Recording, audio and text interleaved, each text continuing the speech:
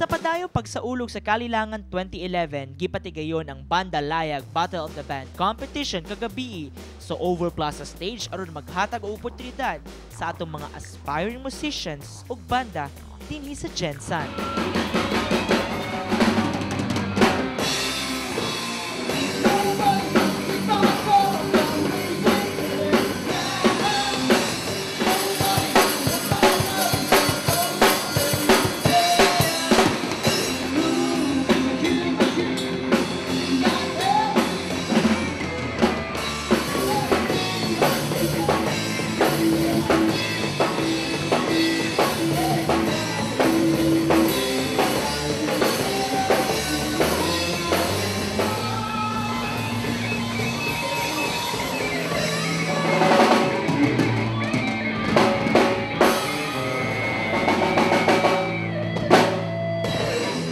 Natusan gayud ka mga generals ang nitambong sa mga Battle of the Bands nga gilayong gimugna aron maipabutyag ang kultura ug kaanindot sa Gensan pinaagi sa musika. Naniniwala po tayo na dito sa Gensan, mga Generalians, ay maraming magagaling na gumawa ng awitin katulad ng itong bandang ito sa Gensan ay ilalayag natin sa buong mundo. Kung meron tayong Manny Pacquiao at Donaire, meron din tayong mga musician dito. Actually, itong competition na ito ay yung jingle competition. Gagawa sila ng jingle na ang ipopromote nila ay ang bandang ito ng Gensan. So, Banda Layag, bandang ilalayag natin sa buong mundo. Actually, ang ano ko dito sa Gensan, bakit maraming dayo dito like Davao, Digos, Coronadal, Takurong na mga bandang dumadayo dito? At tayo ngayon yung nadodominate nila, which is supposed to be hindi. Dapat taga Gensan ay merong sariling mga musicians natin. Bilang malaking Gensan, nung panahon pa namin noon, mga 80s, ang mga musician dito, puro mga Generalians. Kaya lang, siguro wala sila nakikitang future dito. Nagsilabasan, nag-abroad, di natin alam kung saan pumunta.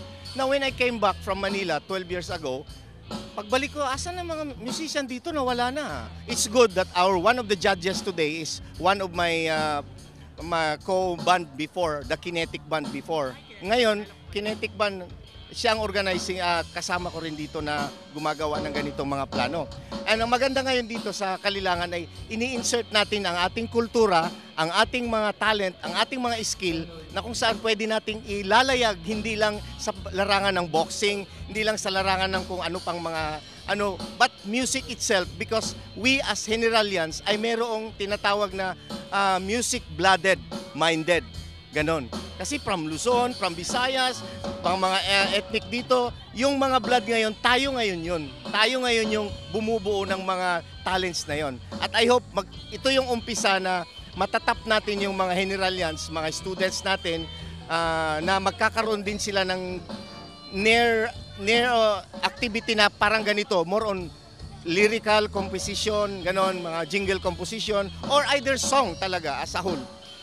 After this na competition, we will planning to, kung sino man naman nanalo dito, maybe hopefully the city tourism and the city hall itself will sponsor us, and we will have an album that ito ang bubuo nitong album na ito. Daugay ng pagtuo sa musikerong tubong Gensan sama ni Robert nga maong nag-organize sa maong pasundayag og talento.